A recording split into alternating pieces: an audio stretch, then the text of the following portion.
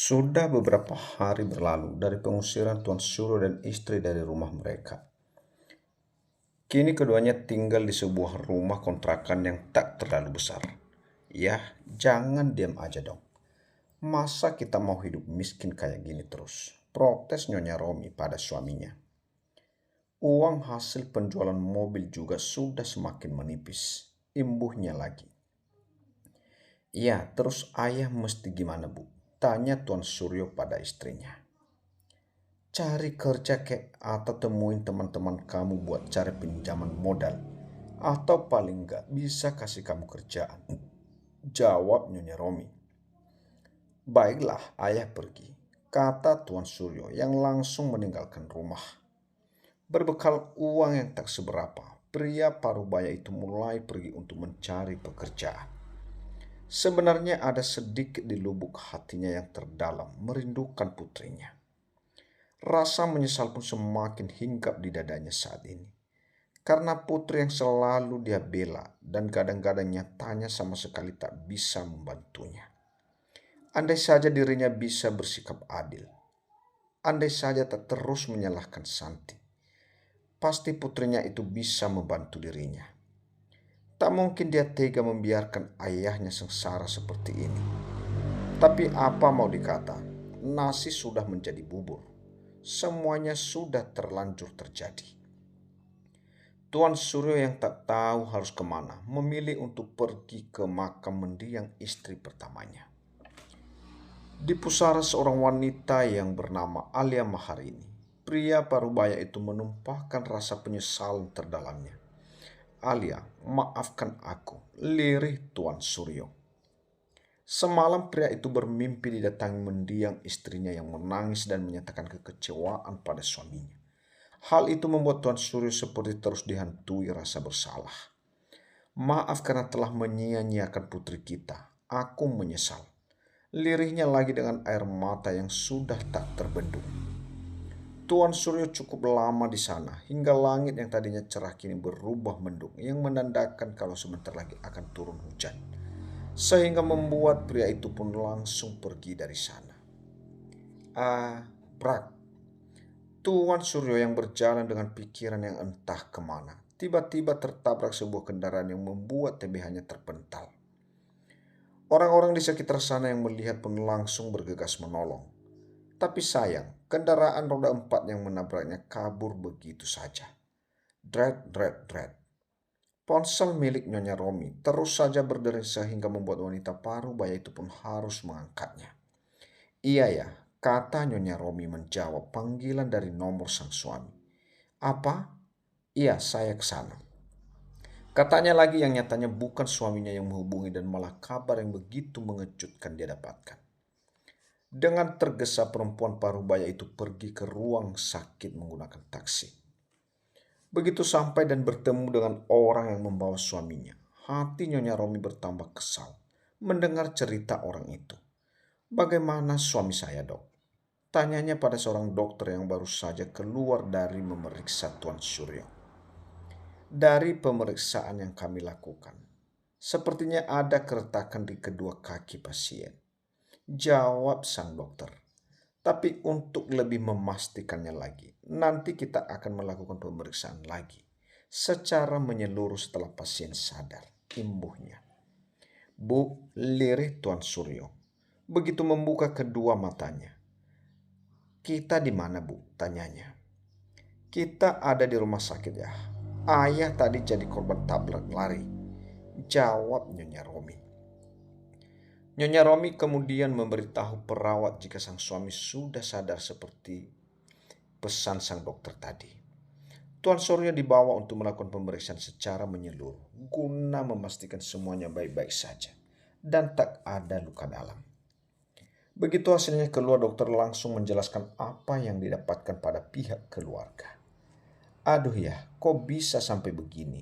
Kalau kayak gini, kita mau bayar rumah sakit pakai apa coba? Gerutu Nyonya Romi pada sang suami. Ayah pasti tadi kurang hati-hati pas jalan, imbuhnya lagi. Padahal yang namanya apes itu tak ada yang di kalender. Jadi kita tak akan tahu kapan terjadinya. Kalau tahu bakal kayak gini, pasti pria itu memilih tak pergi dan tetap berada di dalam rumah.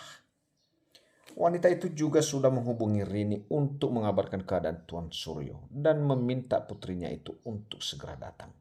Bu, panggil Rini yang baru saja tiba bersama Rifan. Bagaimana keadaan ayah? Tanya Rini. Ayah kamu katanya lumpuh. Kakinya terkena benturan yang begitu keras ketika tertabrak tadi. Jawab Ibu Romi. Terus bagaimana Bu? Tanya Rini lagi. Enggak tahu lah Rin. Ibu pusing. Sahut Nyonya Romi. Sudah enggak punya uang, malah ada-ada saja. Katanya lagi dengan sewot. Aku juga enggak bisa bantu Bu. Tahu sendiri aku sekarang sudah enggak kerja dan perusahaan Rifan juga sedang ada masalah. Kata Rini. Iya Ibu tahu, sahut Ibu Romi. Di Bandara Internasional, keluarga Andero sedang mengantarkan putri bungsu keluarga itu untuk kembali lagi ke luar negeri guna menyelesaikan pendidikannya. Jangan pacaran terus. Ingat kami selalu mengawasimu. Peringat Calvin pada adik perempuannya. Kakak, sahut Dena. Kakak ipar lihat tuh suami kakak. Over banget sama adiknya. Adu Dena pada Santi dengan bergelayut manja di lengan kakak iparnya. Kakak kamu ngelakuin itu karena sayang sama kamu, Dek. Kamu gak mau terjadi apa-apa sama kamu yang jauh di sana, kata Santi. Dengarin tuh, sahut Calvin, yang merasa dapat dukungan dari sang istri, sehingga membuat Dena mencebikkan bibirnya karena kesal pada sang kakak. Baik di sana. Dan kalau bisa jauh-jauh dari pacar kamu itu, kata Daniel dengan tangan mengusap puncak kepala Dena yang masih memeluk lengan Santi. Cekak, abang sama aja dengan kakak, decak Dena. Kuliah yang benar, biar bisa cepat pulang dan gantiin papa, kata Papa Delro. Papa pengen segera bisa nikmati hari tua berdua sama mama, tanpa dipusingkan dengan pekerjaan, ibunya lagi. Siap bos, sahut Dena dengan gerakan seperti melakukan gerakan hormat saat upacara bendera, sehingga mengundang tawa dari anggota keluarga yang lain. Kalau sudah sampai, jangan lupa teleponnya sayang. Pesan Mama Lira yang kemudian memeluk TBH putri bungsunya. Mendengar sudah ada panggilan, Dena pun langsung berpamitan pada semuanya. Dena lebih memilih menggunakan pesawat komersil daripada menggunakan pesawat pribadi milik keluarga. Karena baginya terlalu sepi untuk dirinya yang hanya pergi seorang diri. Baru juga mau masuk pesawat, tapi kok masa rasanya sudah kangen. Lirih Mama Lira yang masih bisa didengar oleh yang lain. Santi yang langsung menggenggam salah satu tangan ibu mertuanya, sedangkan tangan yang satunya juga digenggam oleh Reta. Kapan-kapan kita bisa datang untuk mengunjunginya, Mam, ujar Papa Delro. Tapi rumah pasti akan sepi kembali, Pak. Karena hanya tinggal kita berdua, kata Mama Lira dengan pandangan masih lurus ke depan, ke arah di mana sang putri tadi melangkah pergi. Kami akan usahakan untuk sering-sering datang ke rumah Mam, sahut Santi. Sesekali kita juga bisa me-time bertiga Mam. Kapanpun Mama mau, kami usahakan untuk bisa, sambung Reta. Boleh, sahut Mama Lira. Mari kita agendakan kapan untuk menghabiskan uang para suami. Sambungnya dengan semangat yang membuat para wanita tertawa, sedangkan para pria menggelengkan kepalanya. Ada-ada saja mama mereka itu. Kalau biasanya ibu mertua akan marah jika uang putra mereka dari bekerja dihabiskan oleh menantunya. Kalau Mama Lira malah mendukung para menantunya untuk menikmati uang putranya. Hidup kita sudah susah, kamu malah nambah-nambahin ya. Ya, kata Nyonya Romi dengan kesal. Padahal hari ini dia baru saja pulang dari rumah sakit bersama Tuan Suryo yang sudah diperbolehkan untuk pulang. Kalau kayak gini ceritanya, kita bakal punya uang dari mana coba? Sambungnya lagi. Tuan Suryo hanya bisa menundukkan kepalanya, mendengarkan segala keluhan dari sang istri. Kalau tahu akhirnya jadi begini, aku nggak bakal mau nikah sama kamu, kata Nyonya Romi lagi. Ujung-ujungnya cuma bikin susah, miskin lagi. Imbuhnya yang membuat hati Tuan Suryo seakan teriris. Bahkan tanpa sadar sudut mata pria itu sudah mengenang air yang berasal dari matanya. Nyonya Romi kemudian berjalan ke kamar sambil mendorong kursi roda sang suami. Setelah memastikan Tuan Suryo duduk dengan benar di RANJK, perempuan parubaya itu pun keluar lagi tanpa mengatakan sepatah kata pun. Nyesal aku nikah sama dia kalau ujung-ujungnya kayak gini. Gerutu Nyonya Romi. Sudah jatuh miskin, lumpuh lagi, benar-benar merepotkan, sambungnya. Nyonya Romi adalah tipe istri yang ada uang abang sayang, tak ada uang abangku tendang. Ren, kamu di mana? Tanya Nyonya Romi menghubungi putrinya. Ren, ini ayah dan ibu sudah kembali dari rumah sakit. Tapi ibu sudah tak memiliki uang lagi, Ren. Semuanya habis untuk biaya rumah sakit ayah kamu itu. Adunya pada Rini dan berharap akan mendapatkan bantuan putrinya itu. Ayolah Ren, bantu ibu. Masa iya sih, kamu sama sekali tak punya uang. Pasti Rifan kasih kamu uang bulanan dan tabungan kamu pasti juga masih ada. Bujuknya pada Rini. Terus ibu gimana Rin?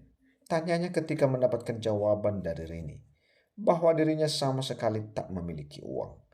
Tabungannya sudah ludes karena pola hidupnya yang terlalu boros serta gemar berfoya-foya selama ini. Wah, ide bagus. Besok akan ibu coba jawab Nyonya Romi dengan antusias begitu mendapatkan ide yang menurutnya cukup brilian dari putrinya. Kenapa aku nggak kepikirannya? Gumam wanita parubaya itu. Seketika sambungan telepon telah terputus. Brak, Rifan yang baru saja kembali dari perusahaan langsung membuka pintu kamarnya. Dengan kasar karena sudah terlalu kesal akan ulah sang istri. Kamu ini apa-apaan sih Rif? Bikin kaget tahu nggak? Protes Rini yang duduk di RANJK. Wanita itu tadi sedang membaringkan TBH-nya. Bahkan hampir saja terlelap. Namun tak jadi karena ulah Rifan. Apa-apaan kamu bilang? Harusnya aku yang tanya. Itu ke kamu Rini, seru pria itu. Rifan melemparkan ponselnya ke RANJK tepat di samping wanitanya.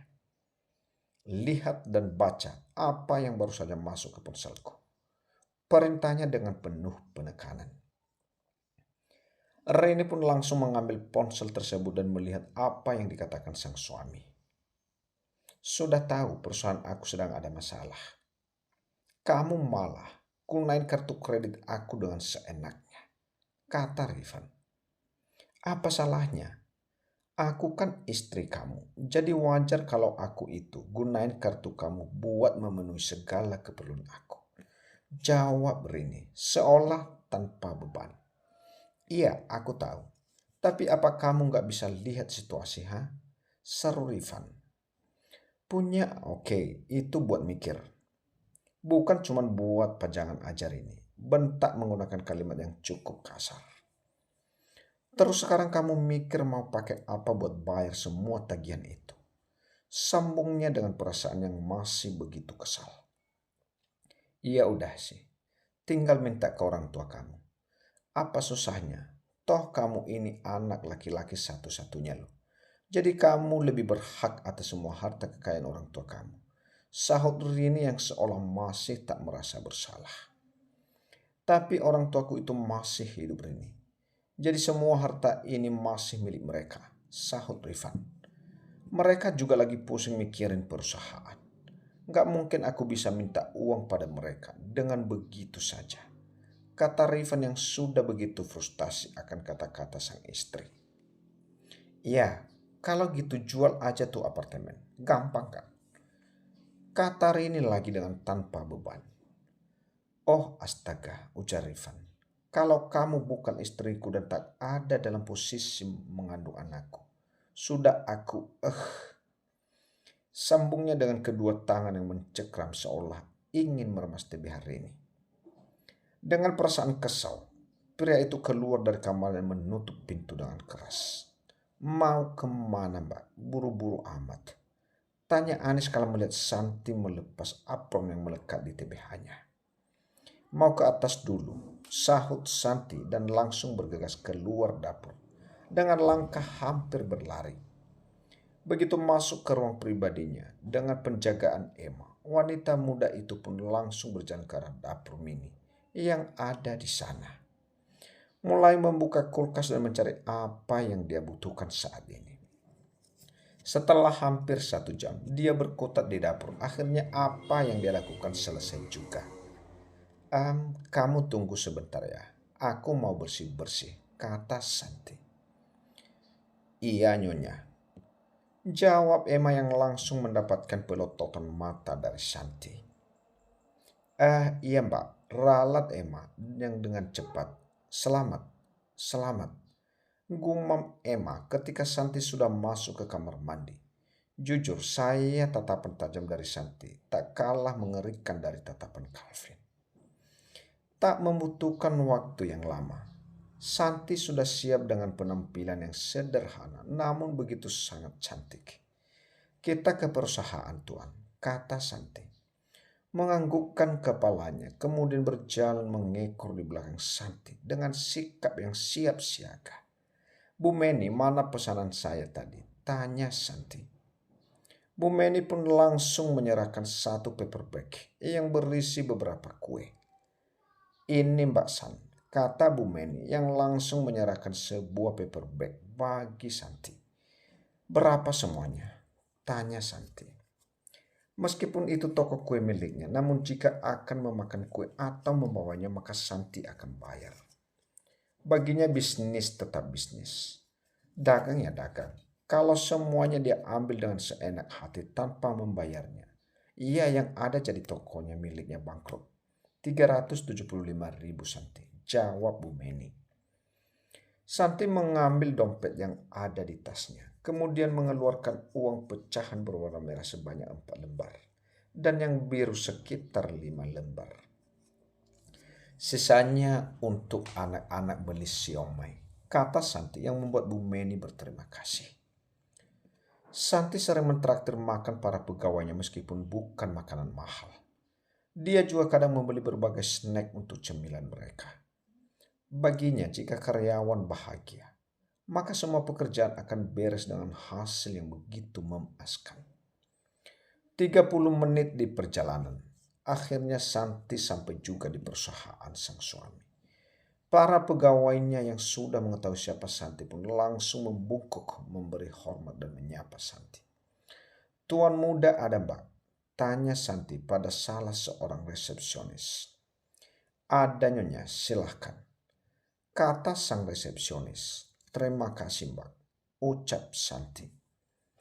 Santi berdiri di depan lift yang akan membawanya ke lantai 25 gedung tersebut dengan Emma di belakangnya. Sudah berkali-kali Santi meminta Emma agar mau berjalan di sampingnya. Namun Emma selalu menolak karena harus sesuai dengan prosedur keamanan. Sedangkan sang resepsionis langsung menghubungi nomor sang asisten dan mengatakan jika istri atasan mereka sedang naik lift menuju ke sana.